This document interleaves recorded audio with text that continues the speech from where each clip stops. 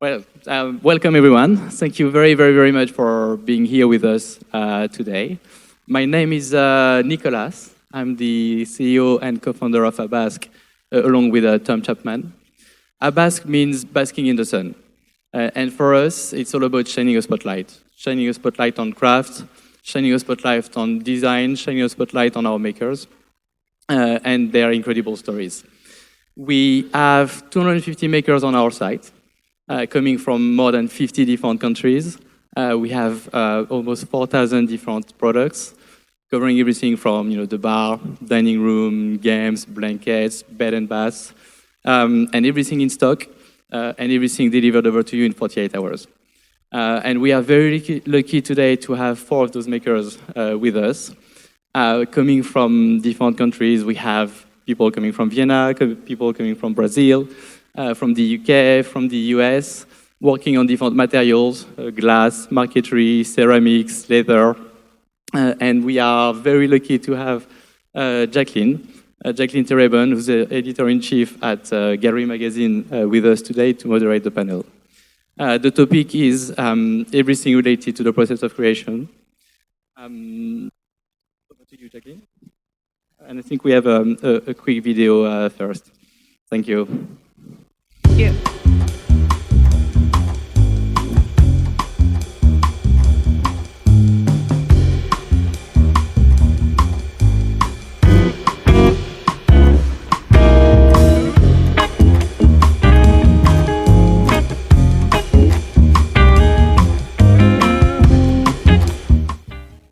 Okay, I want it all. Fantastic. I'm Jacqueline Terrebone. I'm the editor-in-chief of Galerie magazine. I'm so thrilled to be here today with these fantastic makers, and I feel like I have such a connection to each of them, even if some of us just met. But Peter Speliopoulos, who's here today, he makes the most wonderful ceramics and leather goods, placemats, and I don't know, we met a few years ago, and I went to his studio in Brooklyn and was just blown away by what he was doing, and with such creativity and passion. And we shared his story in Galerie magazine. It was really special. We were the first. And Silvia Furmanovich, who is has such a way with wood, the marquetry, the pieces that you create for both jewelry and with furniture pieces and all sorts of tabletop items you can see here at the fair are just mind-blowing. They are eternal and elegant and filled with soul. And we named you one of our Gallery Creative Minds, which is so special to us, and I hope to you as well. And Alexandra Llewellyn, who I have to say is an editor's dream, because we're like always putting together stories and we're like, we need that special something. And the leather marquetry that she does, the backgammon, the games, like those are the things you're like, what's on the gift list? Like right now we're doing holiday gift lists for the person that has everything, and it's truly what Alexandra is creating.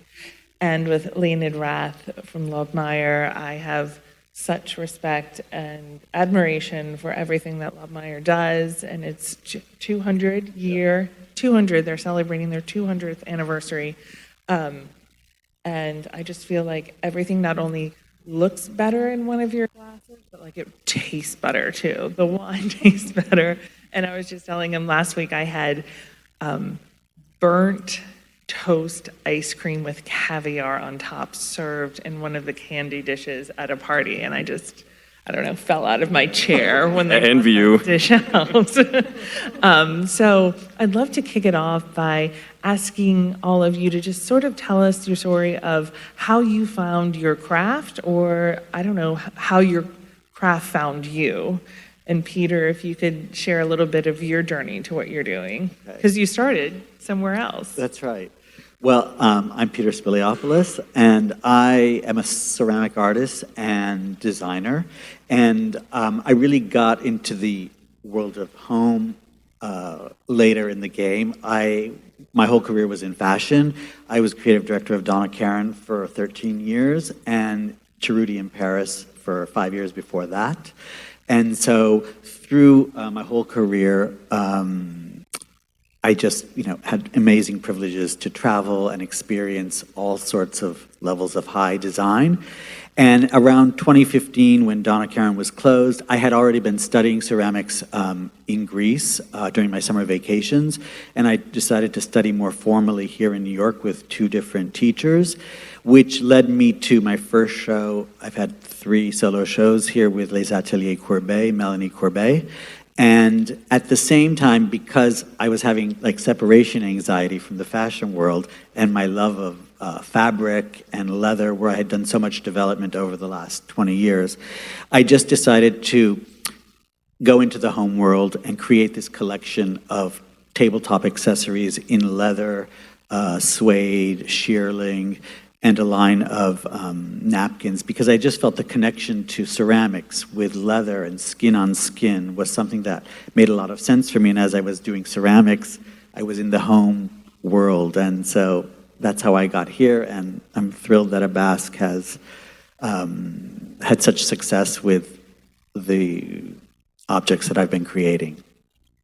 That's wonderful. And it's great that people have access to them, Yes. too. They don't have to find you, Peter, or they can... Well, that's the whole great thing, I think, about ABASK, because as craftspeople and artists, we need the vehicle for sales. We need the opportunity to be out in the world. So I think it's incredible because it's a way of preserving also arts and crafts in the world.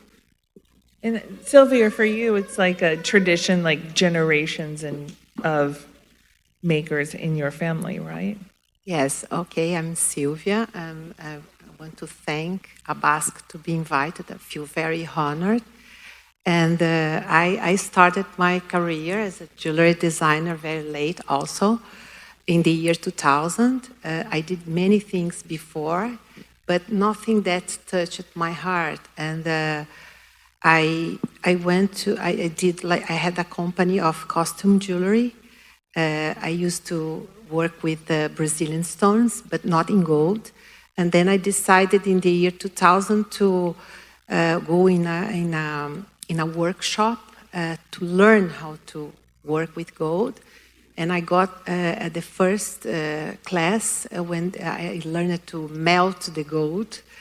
I had a very strong connection with my father, which was a goldsmith. And he died when I was 17. But at that time, I didn't give the value he deserved. But at this time in my life, I got the connection with him. And I think today I do everything for him, that I recognize my background, because my grandfather and great-grandfather were Italian. I'm Longobardi in my name, Furmanovich from my husband. And they were goldsmiths in Italy, they used to make things for the Vatican. I learned this very late, by the family. And I found what I really wanted to do in my whole life. I work with we are family business. I work with my 3 sons. And I love what I do. And I like to innovate in my work and always searching for something new where I can use in my jewelry, like alternative materials, such as bamboo, wood, and that's it. That's my story. That's wonderful. What a story. Words. And Alexandra, how did you find yourself in the world of leather marquetry? Well, thank you also. A huge thank you to ABASK. So I feel very fortunate to have grown up in a creative family, where I was always taught to look and to sort of observe. And throughout my childhood, I was always making. I had a collection of objects under my desk that my mother affectionately called my junk pile. But to me, it was much more special than that. They were amazing objects that I would put together and create things with. And I trained as a fine art painter. And then latterly, after a few different sort of journeys, worked in product development. And that opened my eyes to the sort of breadth of British craftsmanship and just these incredible workshops working with all sorts of materials. And I always knew I wanted to do my own thing. something else I adored in life was games, and it's something that we did as a family. And I love the idea of bringing people together, enjoyment, fun, the laughter, the memories, and everything that ensues. And so these kind of worlds came together, and I launched my backgammon boards. And the games themselves also became a vehicle to work with lots of different materials, which was wonderful.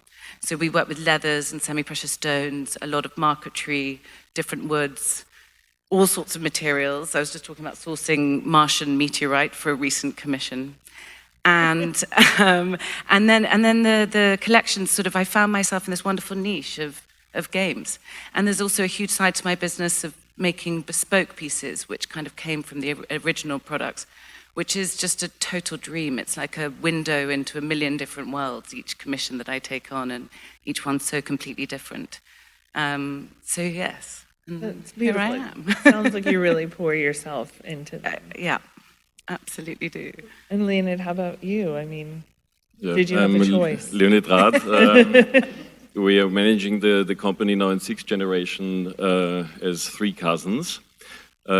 Yes, I had a choice because there were there were 3 brothers with sons, so there for sure would have been one to keep up the company running. But what I want to say is that even if we are in 6 generations, you have to reinvent the company actually each time, because you have to adapt it to the current needs, to the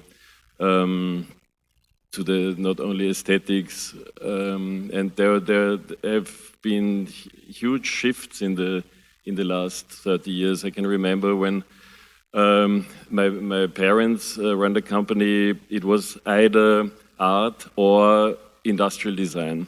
And this is something which changed a lot during the last years, that craft is back, or that doing something with your hands is appreciated. And so I really want to thank ABASK for their work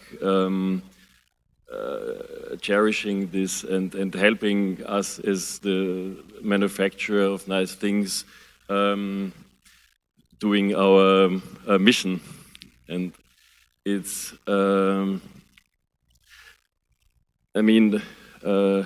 yes, the appreciation of the customers is something amazingly motivating, and it's so new, yeah, because as I said before, there were times when craftsmanship was really running down, and we have the complete different situation today. Yeah, there's such an appreciation for it, and it brings so much to the home to have these objects that are created by someone, and I just feel like they become the soul of the home. They're that last layer. All of you are incredibly skilled, and I feel like that's something that's interesting about makers, is that there's skill, but there's also inspiration. It's like the balance of both of the artistry and the skill, and I'd love to learn and hear about where you're finding inspiration, where you turn, or for something that you're working on next. What have you been working on? What have you been up to?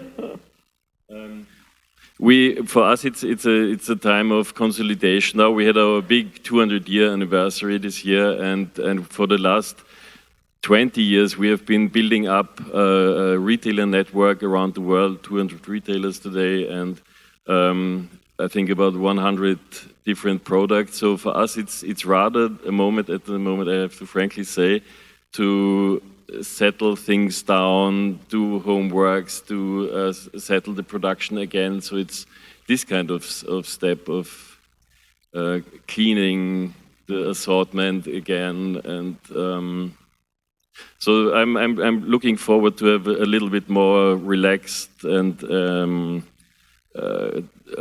doing my homework time after this big celebrations.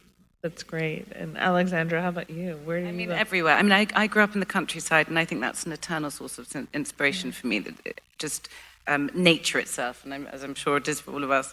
But also I feel very lucky for the breadth of clients that I have, because each one, it might be individual commissions or hospitality or sort of retail, and each one brings such a different kind of source and view and vision of the world.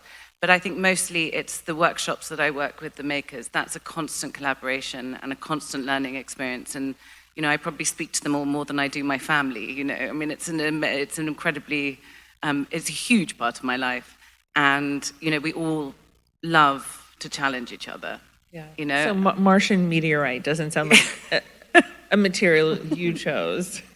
That was for a commission I did for a watch brand, and it was about outer space and looking at Earth from Mars. And so I instantly, of course, thought, well, I'll find some Martian meteorite. But amazingly, I found it from this guy, and actually the States, who signs off all his emails, may the force be with you. But he has these beautiful stones, and he found this meteorite, and yeah. Powerful pieces. Very powerful. Just amazing to hold and feel and know, and yeah.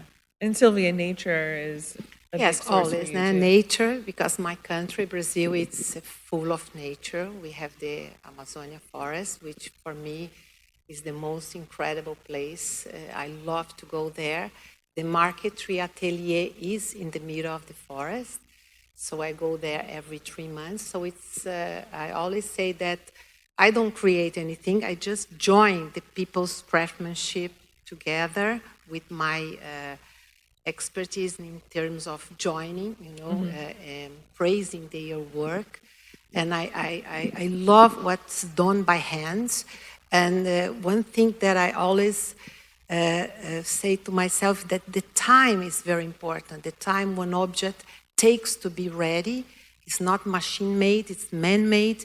And this is precious for me, you know, that the energy of that craftsman that he puts in the piece, and in a long time, because they are working and polishing and make it ready. And my travels also are a great source of inspirations, exploring other cultures, not only in Brazil. And you know, the ideas come, and I'm proud, you know, to enhance what's done by hand, you know, craftsmanship. It's so lovely. Peter? Well, I'm a naturally very curious person, and so I do a lot of research, and therefore I've had the great opportunity to see so much beauty. And I mean, whether it's in museums or fine art or folk art or sculpture or traveling around the world, all of that, of course, feeds our identity and feeds our craft and our vision. But also for me, like, my Greek heritage has been a big source of inspiration, because looking back at my ancestors, looking back at Greek mythology, has very much been a catalyst for my ceramic work. And then relative to the tabletop, I just think there's great beauty everywhere. And I mean, at this show, there's something everywhere. But it's also, like, for me, how we take the beauty and live with it in a functional way, in a way that relates to our modern lives. And so for my tabletop, I think of, like, bringing modern art to the table, or bringing this level of craft to the way we live every day. And that kind of inspires me. And you also told me last night the Vogue July 1976. Oh yeah, Vogue July 1977. No, 1976. No, 76. 1976. Yeah, that was my epiphany. When I was a kid, I remember, and I know that issue inside out, and I was telling Jacqueline about Muriel Grateau, who was this amazing fashion designer at that time, who was the designer of Basile, an Italian brand, who then morphed, and I'm sure many of you know, into this incredible world of tabletop. And she invented really a whole vocabulary of tabletop, from napkins in 54 colors to porcelains and glass made in Venice. And later she became a jewelry designer, and now she's still with us, but I know that her business has been closed. So yeah, that was a great catalyst for moving forward. And I love talking about, we were talking about, you know, the handmade, that you can see that someone made something. And I wanted to explore sort of the idea of, like, trial and error, and how you've come to make something perfect, but were there happy accidents along the way? Have there been moments of serendipity where something didn't go right and it pushed you in the right direction? Would have been the moments like that for you? with crystal is a very stubborn material itself, so it absolutely has its behavior. And fortunately, one of the things we inherited was a lot of information of all these little details, how it behaves, and also lots of our designs reflect this and try to work with the material. That's so important, that you don't work against the material. And so often when we start a cooperation with a designer, and the more well-known they are, the more difficult the design usually is, because they don't have the time to really understand. Usually we have, it's quite a training of a designer to start doing glass, and the more well-known the stars, they don't have time to learn. They know everything already. So we have been working a lot with young designers, and really getting them deep into the material. But still, you have your surprises, absolutely. Who's a young designer you're working with right now you're excited about? A great, he's not young anymore. Great guy is Martino Gamper, and we also have a limited edition here at the ABASK's booth with him. And he was, we did an experimental work with him doing 56 decorations on only one shape. So he really explored all the possibilities of Lobmeyr on this one shape, and this was really exciting. It was learning by doing, and we had this limited series, and then afterwards decided picking 18 out of that and taking those into the range. So this is actually how it works. You just have to have a vision, an idea, and then you experiment, and afterwards you select what's going to be sellable or viable. It doesn't work other way around, that you plan everything by numbers, and Yeah, it happens. After 200 years, you must have many, many, many technical secrets. right? Do you keep them? No, there are so many. I don't have to keep them. No, but it's also very kind of relaxing, because when you take over such a heritage, it's also a bit of a burden, and because only the really nice stuff remains and is a classic shown at the MoMA and other museums or whatever. So you can get anxious by that. But if you look back into the archives and you discover how horrible things they did back then, which are not anymore, we don't talk anymore about, then that's a big relief. How about for you, Alexandra? You did not have a 200-year archive to turn to. It's felt like a long journey, but relatively. Well, I think so much comes out of mistakes, and I think that's the biggest learning for me since I started my business, is to take the time and to understand that, and just to know that, and technically and materially and design-wise, and so constantly learning, and the happy accidents. Yeah. But I think something I've noticed in my relatively short time is that I feel clients, especially for commissioned pieces, really understand now much more the time that it takes to create something, and are willing to wait, and that's hugely encouraging. I think when I started, it was all about, feeling kind of worried about my lead times, but now they understand that it should take time, because it's not just how long it takes to make it, it's all the spaces in between, And for you, Silvia, I mean, you work with so many different materials. There must be constant. I have every day like a challenge, because the hardness of the gold and the stones are very different from those alternative materials, and the majority doesn't go well. So it's a challenge for the goldsmiths to mix those two materials, because they break it, so every day. But my biggest challenge was I got a commission from a princess of the Middle East, to make a belt in gold. And she wanted the buckle to be the moon, the reflection of the moon in a sea. So it was very challenging. It took 6 months so I did many times, and she's very thin. So nobody could try the belt in my office because nobody had that waist. And no fit model. And it was the biggest challenge because she was very perfectionist. So, but at the end, it went amazing belt. It weighed half a kilo in the gold part.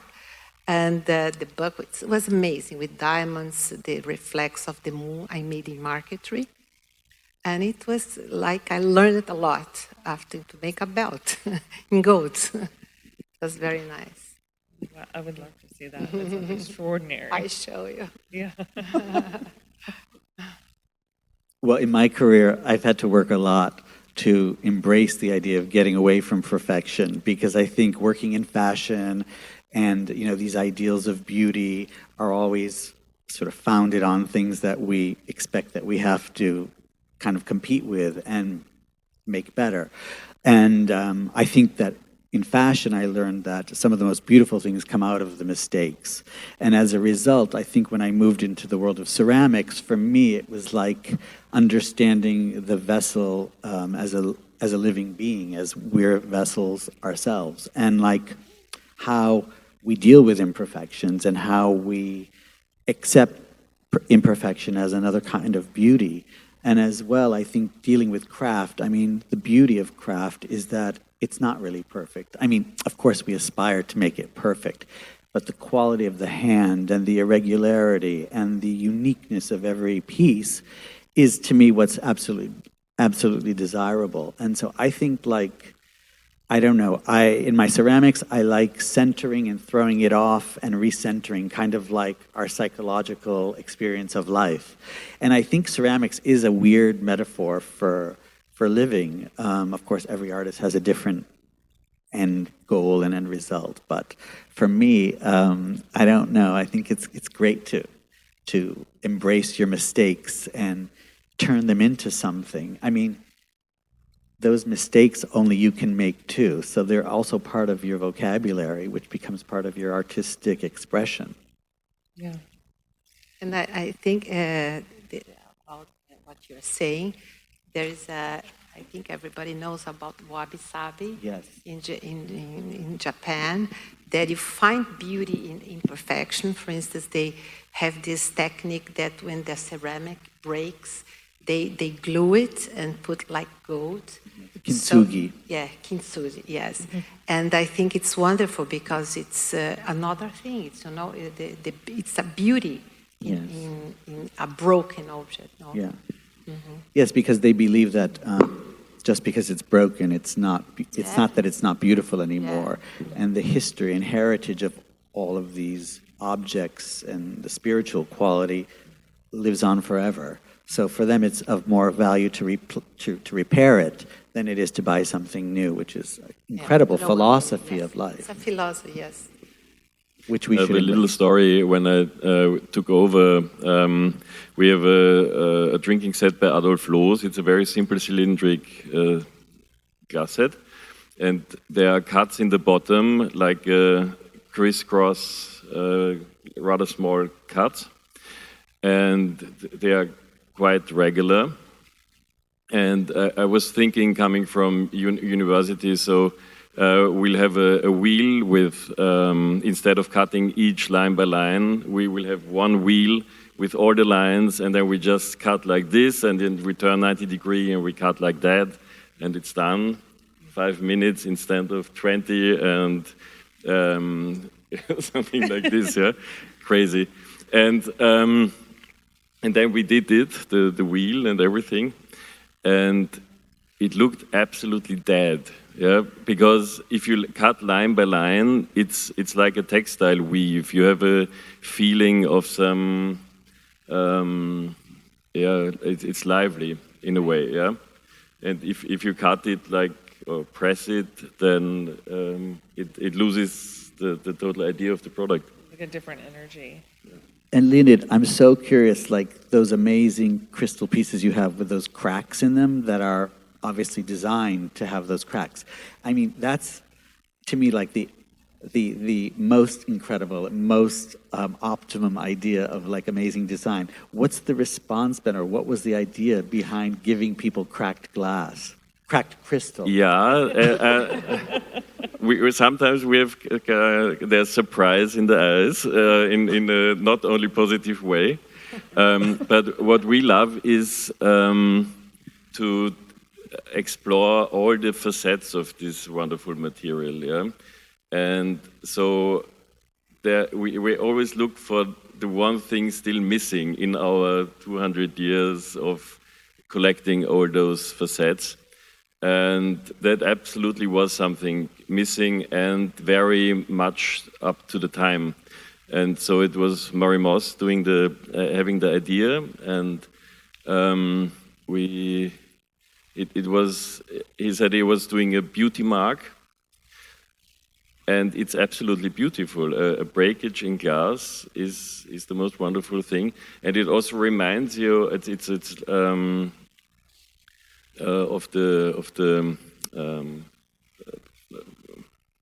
that everything has an end. Yeah. And also some glass also has an end sometimes. Murray told me that he really saw them as like you would only use one of them at the table. Like you would set your table and just give one person that. Yeah. And see if they say anything. I didn't there was one story. We had a photo shoot here in New York, and we shipped over the glasses, and there should be this drinking set in front of the skyline of New York with the cracks. And then we were excited when we received the pictures and looked at them, and then we saw there are no cracks. And so what happened is that they retouched them. Oh my god! I know that ABASK is a lot, and you were talking about the 200-year history, looking back at those loose pieces. And ABASK is so much about creating these future heirlooms, things for the future. I'm just wondering, when you're creating something, are you just in the moment, or you're like, how's this going to read in 20 years? Or will this be in style in 40? Or do you just go with your feeling and your creativity? I think one trick is that you do archetypical things and concise objects. My English is very bad, but there needs to be a concise story behind it, like drinking from a flower, or like some geometric things are always working well, or a bubble where you pull out a part. So it's not only just drawing on a computer, which is the worst. Yeah, it's very much about the natural flow of shapes, or things with a story, and those age the least. That's my experience. Right. I'd agree, because I think storytelling is intrinsic to all of it, and then the concept coming from a strong story. But I think, in answer to your question, I probably design in the now. I'm not thinking about how it's going to be looked at, sort of. But I suppose it is reflective of now. I mean, it's reacting to now. And also with the custom work, you know, that is so personal and concise to a sort of brief or a person or whatever it might be. Then it's an absolute reflection of the moment. Mm. And for you, Silvia? Yes, I work more in the moment, and I always worry about this, how it's going to be in those alternative material, organic material. They change with the time. Like wood, they crack sometimes because wood, in difference of temperatures, it's cracked. But I think like this concept of wabi-sabi, something worn, it's beautiful. So I think I respect this, you know. And I love using the sort of dyed veneers and woods. I think it's something I love about marquetry. Yeah. Is that those woods will change color over time. Yes. But that's something to celebrate. Yes. And that's how we discuss it. I don't. of course, you have to educate the consumers to take care. Of course, a market earring, you cannot go to the sea and swim with it. You know, like if you are going to go. But sometimes they ask, "Can I swim with this?" Of course, no. Why? Why go in the rain, wet? So I think it's. I explain about like storytelling about how the behavior of each piece, but it's more for the now. Yeah, I don't think we can really. You're used to the fashion world. It was like, yeah, oh, this is out in 12 weeks. That's true, but yeah, I don't think it's like up to us to decide that it's like for the future. But I also believe, I really believe like nothing stays the same and nothing ever comes back the same. So, except maybe Lobmeyr, because it has such an incredible history and it has remained so consistent. But like coming from fashion, it's true, just like everything changes, materials change, forms change, finishes change, things endure or they don't endure. But like very rarely do things, I mean, even what we pretend is timeless, are they really forever timeless? And I think that's true about everything, because that's why I always say, buy it now. I mean, I encourage everyone, buy it now, because you're never going to find it again. And I really believe that. It's true. I don't really agree, because, I mean, maybe for you it's okay, it's fine, yeah. But if we do a drinking set, yeah, and people start buying this series, they need to be able to buy it in 10, 20, 100, 150 years. I think that's an asset. I mean, it depends on the product. Some jewelry, of course, there's no necessity of that really can be done for now and for the moment. But in some cases, we need to think in continuity. I suppose the hope is that the design will still be about your brand lasting for 200 years. Yeah, absolutely. You figured it out. I'll still be rocking on. Optimistic. And for my last question before I open it up to the audience, sort of selfishly, but everyone has the gallery issue, which is the collector's issue, and maybe I'm like looking for ideas for next year, but it's all about collectors and what they collect, and I want to know, what do you collect? What are the things that you're passionate about buying and surrounding yourself with in your home? Well, I think, it's of course my junk pile, which continues, but I think it's all for me about memories, and it's not, it's of course buying pieces that I love, but I have this amazing matchbox collection that I rediscovered the other day, and it's just literally matchboxes from when I was 14. And they're all in a jar in the country, and when I go home, I put my hand in, I jumble them all around and pull 3 matchboxes out, and each one is like a completely different memory, and it transports me back to that place. And so at the moment, that's my favorite collection of quite a few collections. So special. Silvia, how about for you? I love to collect like Japanese objects, like basketry. But I am in a phase now that I don't want any object, like in my house, just few objects. My atelier has a lot of things, but my house is very, very empty. Even flowers, it gets on the way. Okay. It's very zen, very quiet, and it's a place to be empty, you know? I like to nowadays to live empty, you know? Creative people need that sometimes. Yes. There's so much stimulation, sort of. Yeah, a lot, yeah. And Peter? I haven't quite gotten to that point yet. Peter, you're a collector. Begin. I am. I'm a real collector. And I think, to what Alexandra was saying, though, I think like our childhood experiences really inform collecting. Even though I didn't have things when I was a kid, like when I first discovered the Barnes Foundation, the Barnes collection in Philadelphia, that really was like such a huge life-changing experience for me, and that really informed like me and what I thought could be something that I would love to amass in my lifetime. So I started collecting like African antiques, and I of course have a lot of Native American jewelry, and I go to the Southwest a lot because I work with the International Folk Art Market in Santa Fe. So I have textiles from all over the world. I mean, I have a lot of stuff, but it's all kept hidden away.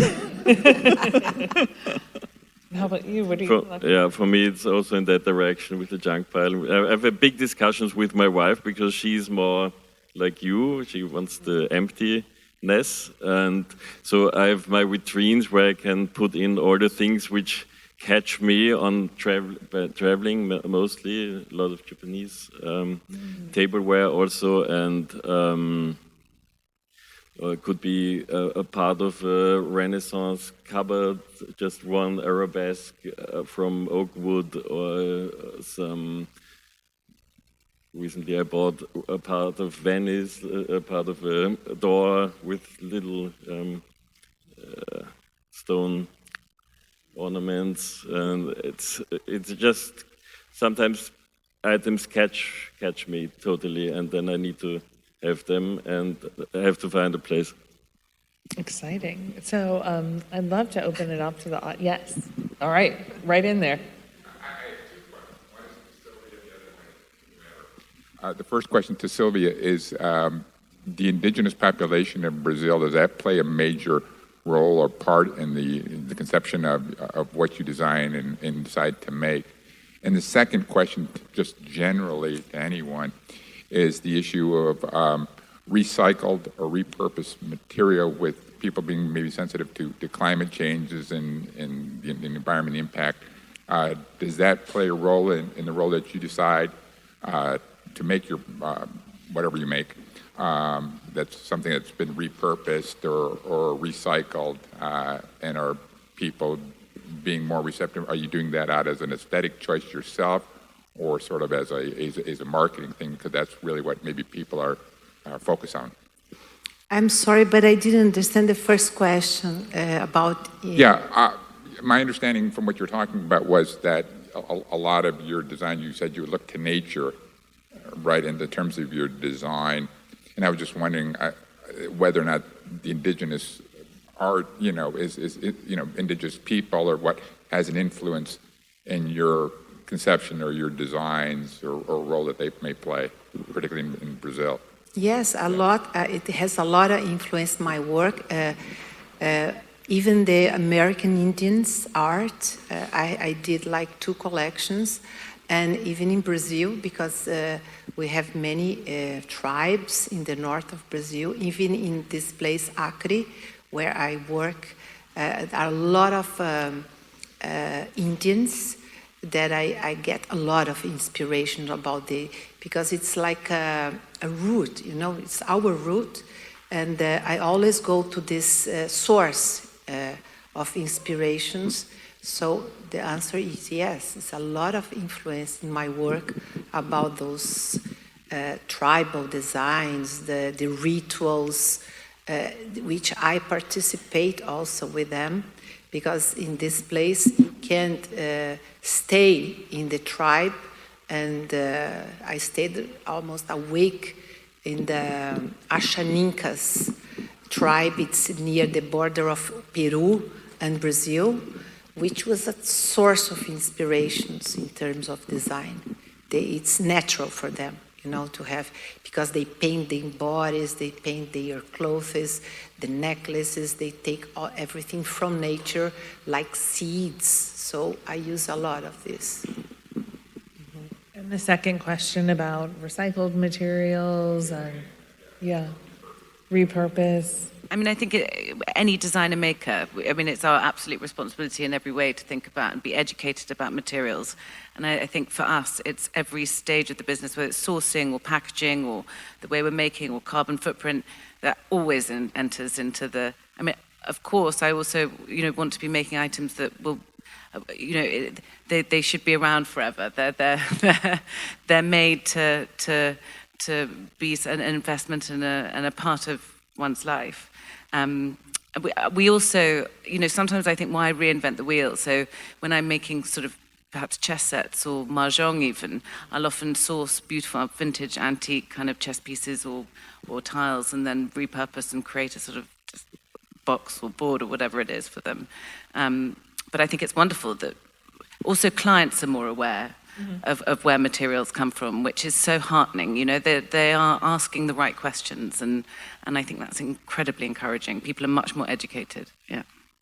But I think really instead of thinking about recycling, we should think much more about durability of the use. Yeah? And this is the field where we and also ABASK products are strong in, because they are precious and people have an emotional connection, so they won't throw them away very quickly. There's a very nice term of emotional durability, which I think is very important. And it says that emotional durability should not be allowed being shorter than the physical durability.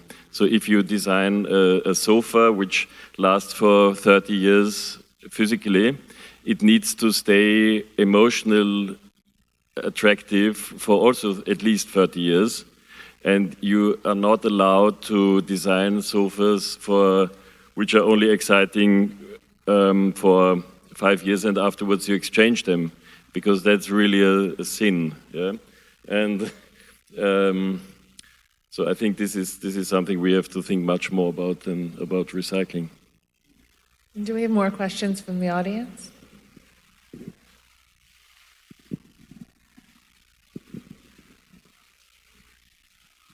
Thank you. I have a question about your histories for Peter and for Leonid. You've talked about your histories, and Peter, you've talked about what you've had to unlearn from fashion, about the idea of perfection. But how has your wonderful fashion history, and how does it inform your design process, if it does? And Leonid, for you, you are the steward of not just a 200-year-old company, but a 200-year-old family company, your family company. I imagine that must be wonderful, but is it also in some ways an albatross? Are there things that you feel that you can't do? Can't do in what sense? Pardon me? Can't do in which sense? Well, I mean, in a design sense, are there things that you might like to do, but you think that they're not in line with the family tradition? Yes, with our DNA or something. Of course, there is. Yeah. We've there's this big question: is this us?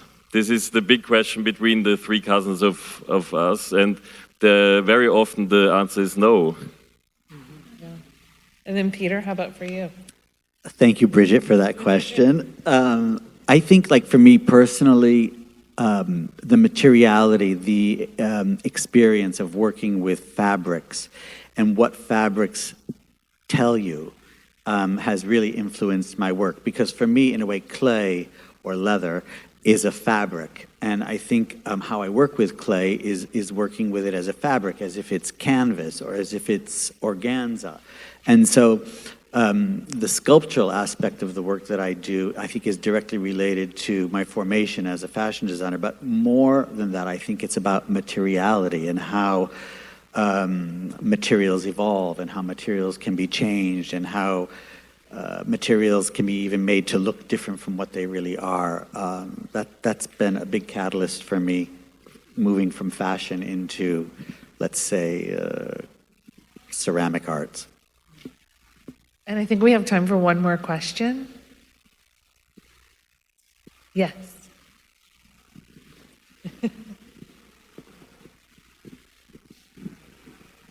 Have you ever wanted to create something that you've not been able to create, or have you got an idea that you've been holding back? All the time. What is it? Well, I mean, it just.